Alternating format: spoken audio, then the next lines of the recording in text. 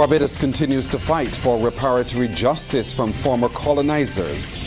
The Light and Power Company explains why they cannot give an exact time for full restoration with outages like yesterday's. Major changes at the Barbados Water Authority, and in Sports Kensington Oval to host matches for next year's ICC Men's T20 World Cup.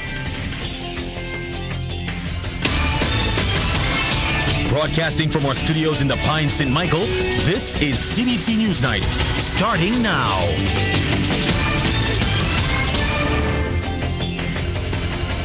Good evening, I'm Pearson Bowen.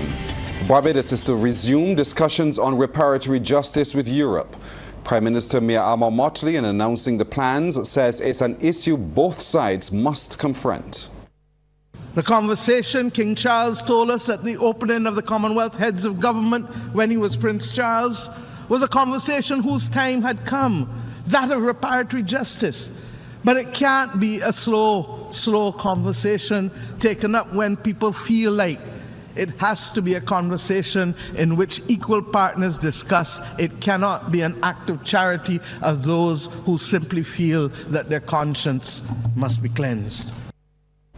Prime Minister Motley has highlighted the battle countries are facing in their effort to attain the Sustainable Development Goals.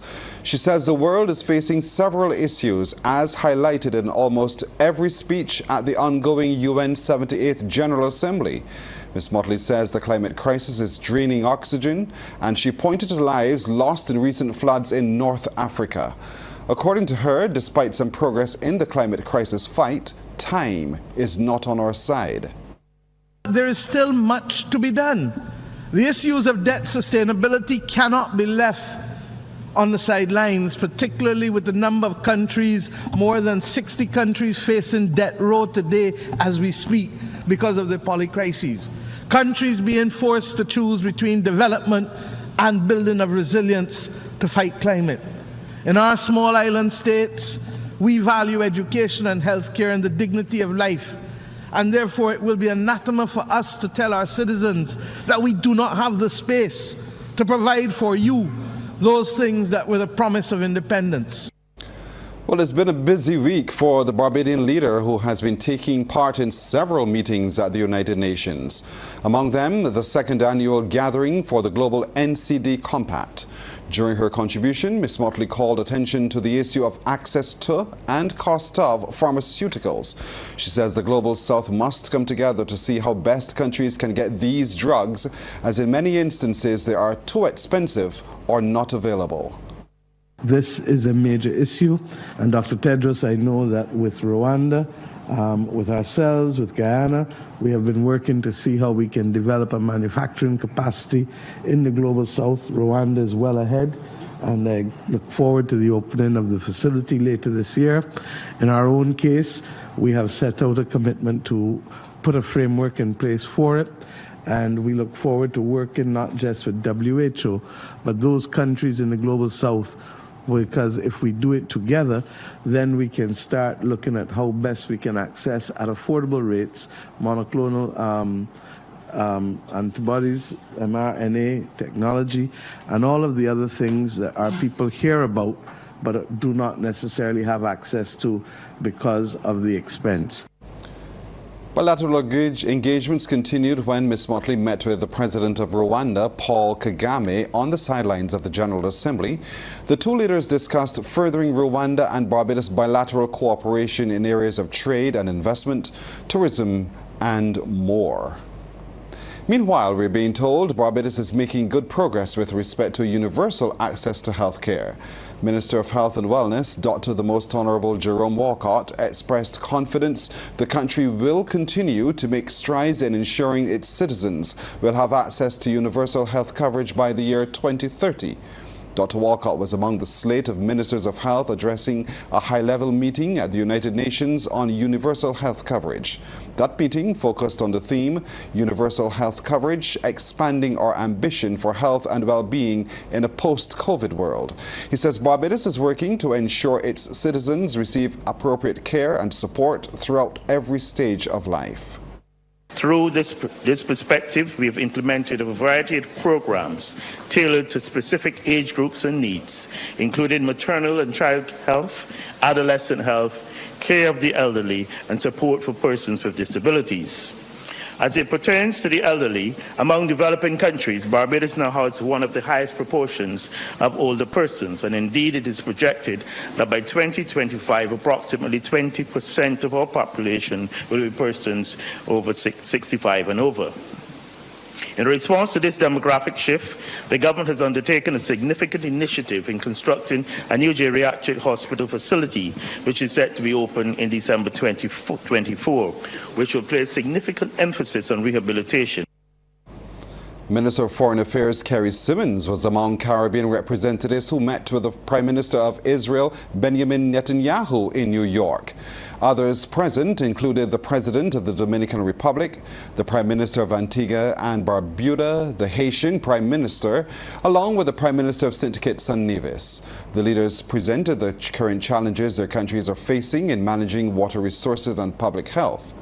Prime Minister Netanyahu directed a delegation of Israeli experts to go to the Caribbean and evaluate the needs and propose assistance programs in these areas.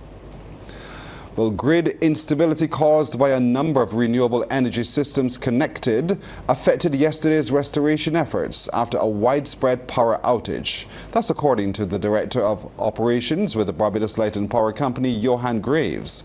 Mr. Graves was providing the final update on the outage, which the company says was caused by a fault on a transmission line connected to the Spring Garden and St. Thomas substations. Now, during the restoration process, one of the biggest challenges we encountered was grid instability, which was caused by the number of renewable energy systems that were automatically reconnecting to the grid as we restored power to various areas. The variability of the RS systems connected was compounded by the heavy clouds that were passing over some parts of the island at the time. Consequently, some customers may have experienced intermittent outages in the early stages of restoration. In addition, during restoration, we experienced an issue at our seawall generation station, which resulted in a delay in being able to restore those units. Once resolved, however, those units would have been placed in service to complete restoration. Mr. Graves says an investigation into the outage has already commenced. While apologizing for the disruption in service, he sought to explain why it is difficult to give an exact time for full restoration when such outages occur. Power restoration is a meticulous and structured process, even more so with the high level of RE sources, which Light and Power does not have control of. Generation capacity is gradually brought online to prevent system overload while trying to maintain system stability. Every restoration is unique, and based on the nature of each incident and challenges experienced during restoration will result in varying restoration times. Hence, in these events, offering precise times for completing restoration can be challenging. A number of workers staged a demonstration today at the Queen Elizabeth Hospital in hope to get management's attention to address key issues. After the demonstration, a meeting was held between the QEH management and the NUPW. Crystal Hoyt has the details. Unionized workers in the Queen Elizabeth Hospital's engineering department vented their frustration outside of the country's primary medical facility. Among the issues they complained about were the need to replace the more than 30-year-old incinerator and rats being sighted in various departments. There are several issues, but the incinerator is currently a first-generation incinerator. It is actually on its last legs. This incinerator has been in place for the last 32 years or so. And really and truly, the incinerator should have really been changed out at around 10 years or so.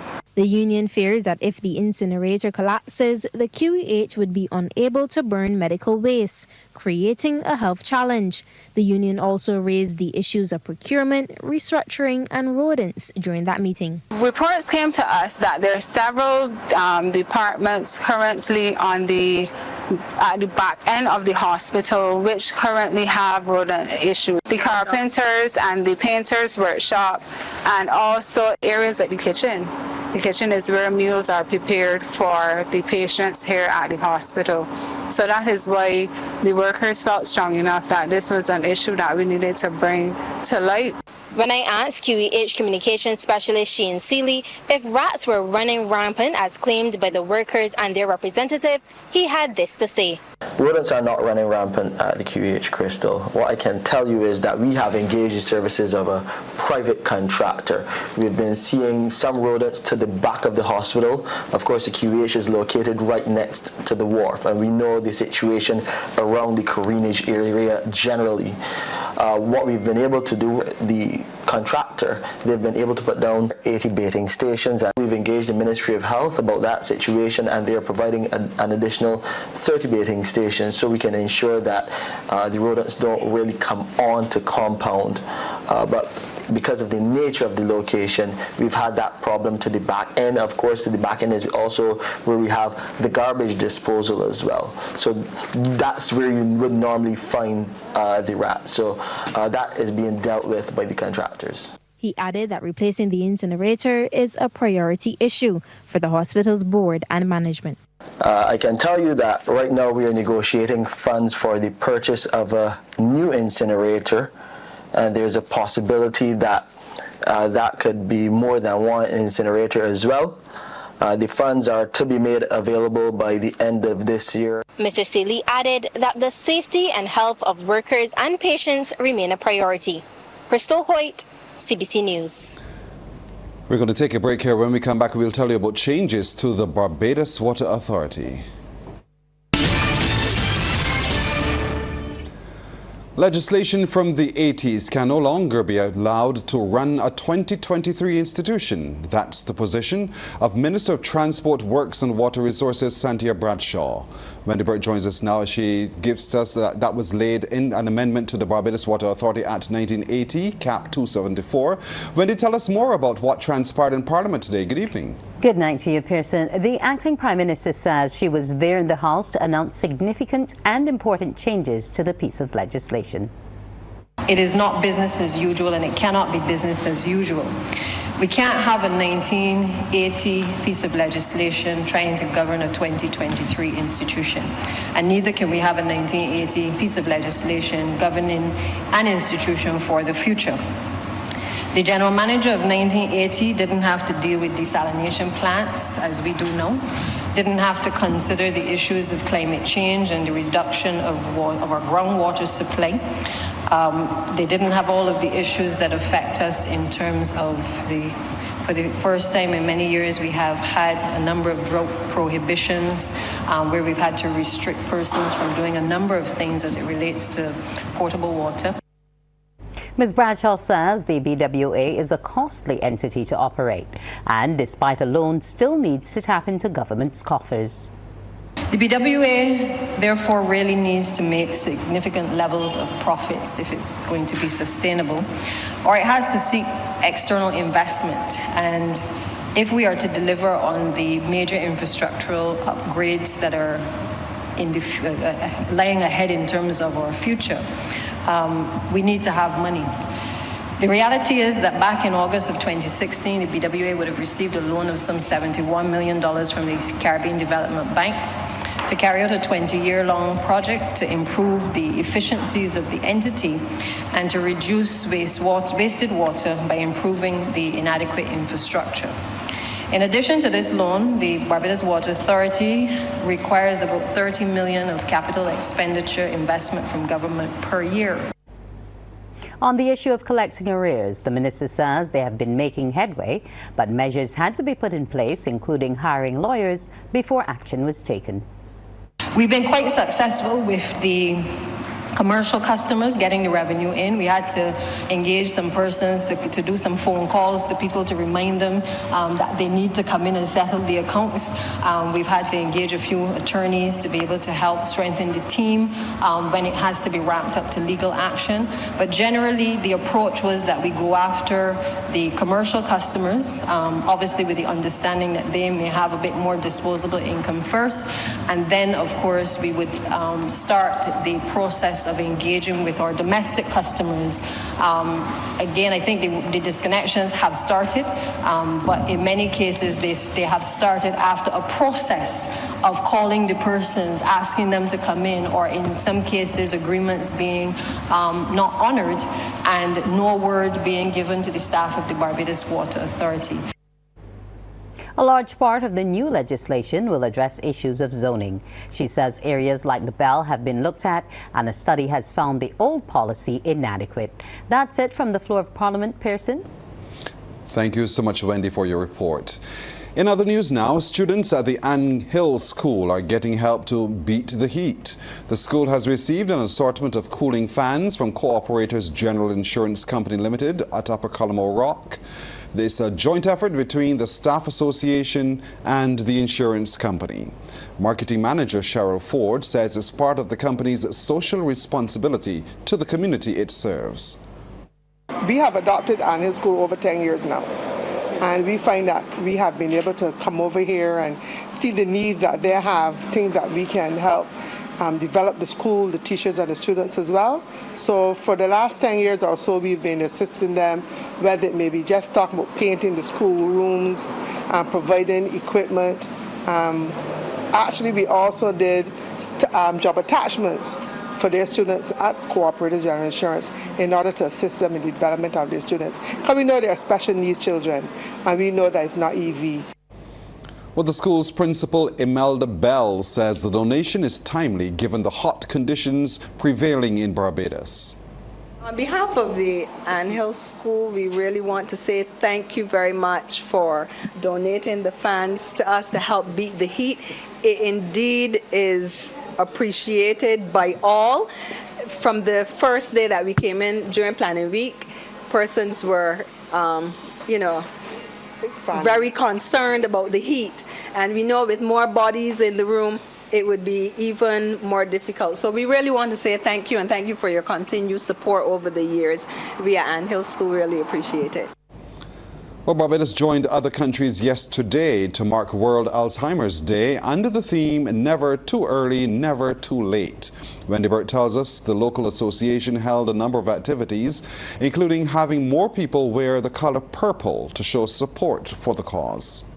The Faculty of Medical Sciences and the association got together to raise awareness about the condition on the International Day, but they have been acknowledging Alzheimer's for the entire month. The activities also involve testing for the disease. All the organizations around the world are having their activities to acknowledge and bring more awareness to this dreadful disease. Here in Barbados, we are having a movie evening at St. Paul's Church. So that's the one activity for today. Then on Saturday, we're looking at a mini health fair, which will be held at St. Luke Church in St. George. And we're hoping a number of persons will come up because you'll be able to get yourself tested, especially if you think you're coming down with Alzheimer's. There'll be testing done there as well. Dean of the Faculty of Medical Sciences, Dr. Damien Cohall, and the Deputy Dean of Clinicals, Dr. Paula Lashley, pointed out undergraduates in medicine and postgraduate specialty programs train doctors to manage and make referrals for management of Alzheimer's disease. As part of the training, students have sessions with specialists who manage Alzheimer's patients and also visit the geriatric hospital for authentic learning experiences. President of the Medical Students Association, Chad Ford, says they're happy to show support for those in the faculty who may have family members with the condition. It can't take BAA to do this alone. We need all hands on deck to increase the awareness. And like they always say, there's no IN team that teamwork makes the dream work. So I believe that is why we had to partner with BAA. The deputy president says while there is not a specific course, there is exposure. To cover the expansive topic of memory diseases and the treatment of them, how to actually the risk factors of them, how to deal with them, and moreover how to actually approach the public and raise awareness. Executive member of the BAA, Kyla Branch, is happy with support, which included members of the faculty wearing purple, the students of Wills Primary with ribbons, as well as popular entertainers supporting the cause. We have to thank the Ministry of Education as well, because for the first time this year in 2023, we actually received approval for all of the schools to wear purple today, either in form of a pin, in form of their socks, in form of their shirts, and we expect that this is something that will build not only as we start in 2023, but of course as we continue on to 2024. Go out tomorrow and get checked, as it's never too early and never too late. Wendy Burke, CBC News. Time now for some Friday night sports. Here's Damien Best. Well, good evening to you, Pearson. Good evening to our viewers and listeners. Some good news. Barbados is among 7 Caribbean islands confirmed to co-host, along with 3 venues in the USA, for the 2024 ICC Men's T20 World Cup. The other 6 regional countries for the June 4th to 30th competition are Antigua and Barbuda, Dominica, Guyana, St. Lucia, St. Vincent and the Grenadines, as well as Trinidad and Tobago, with Dallas, Florida and New York the hosting states in the USA.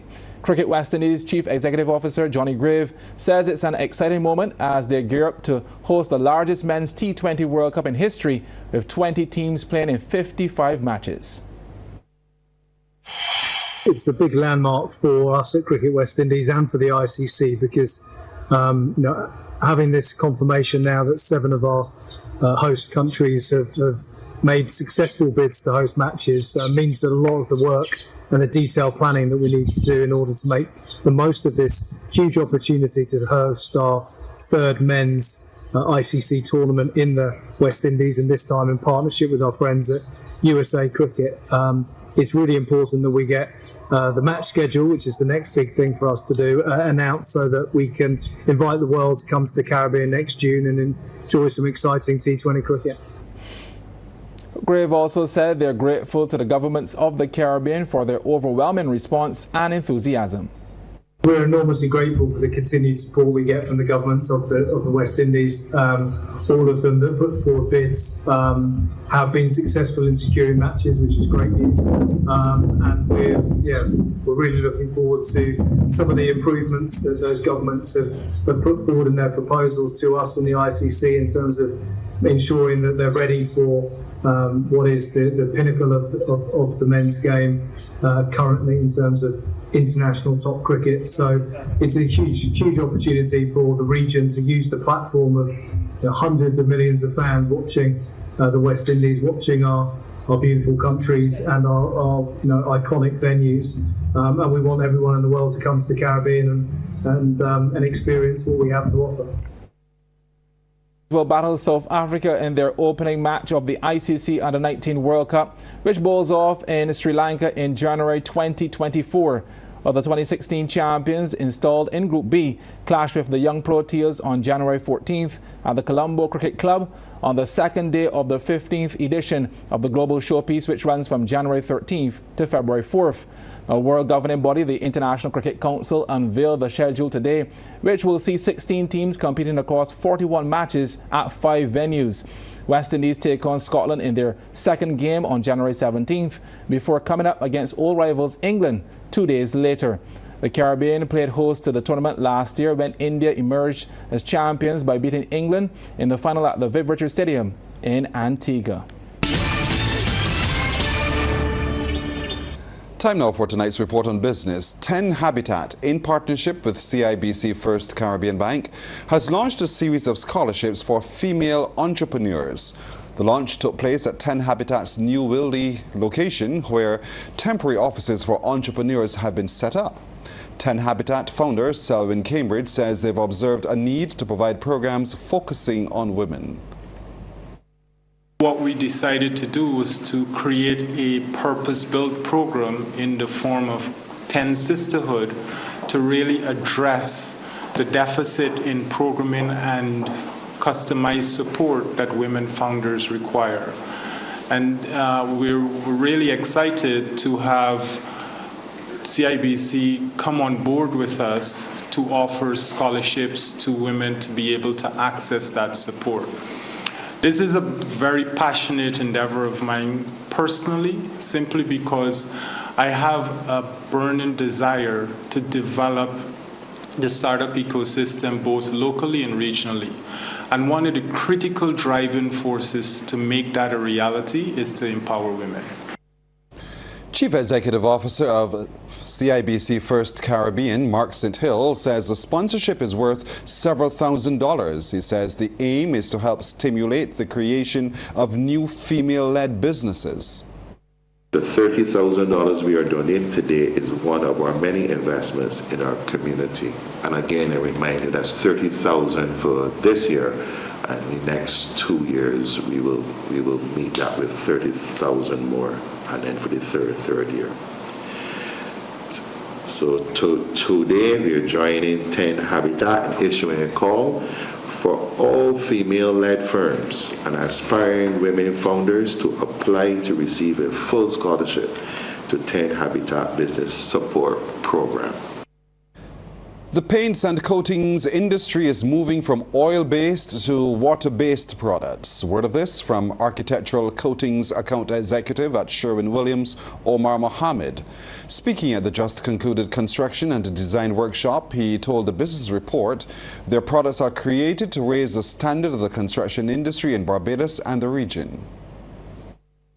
All we do is coatings. We have been in existence for over 150 years. So all of our research and development goes into coating systems, and you're right, we do have automotive systems as well. But in the realm that we are involved in, this arm of the business, it has to do with commercial projects, healthcare projects, hospitality. And there's a move towards sustainability, lowering maintenance costs from building owners or facility owners, and improving indoor air quality. Time for a second look at sports. Now, you may be debating why I'm wearing my tie. This tie tonight, I'm wearing the tie of the Coleridge and Parry School, my school. Damien got the same MO. He chose instead not to wear his tie, said he forgot. He's now free from detention. Damien. Thanks so much, Pearson. Big up the greatest Sealy School, a.k.a. Garrison Secondary. Well, Barbados triathlete Matthew Wright has his eyes set on booking a ticket to next year's Paris 2024 Olympic Games. The 31-year-old recently clinched successive career best performances, winning gold and finishing fourth at the 2023 America's Triathlon Sprint Championships in Colombia and Mexico. Well, currently Wright, ranked 60th in the world, sits in a qualification spot and is optimistic about maintaining his position to reach the Olympics. On that list, you know, they update a list every single week, and it currently says Matthew Wright Barbados on the list. But as I said, it's still 9 more months of the period to go.